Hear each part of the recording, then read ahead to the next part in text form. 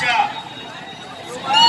तिरंगा दहीहंडी 2024 च्या कार्यक्रमाचा समापन झालेला आहे। तिरंगा दहीहंडी 2024 आम्हाला साकीनाका पोलीस स्टेशनने जे सहकार्य दिलं, बीएमसीच्या लोकांनी जे सहकार्य दिलं, स्थानिक रसिक प्रेक्षकांनी जे सहकार्य दिलं, सर्वांच्या वतीनं सर्वांचं आम्ही नसीम खान मित्रमंडळाच्या वतीनं आभार मानतो। विशेषतः विभागीय नागरिकांचं, तमाम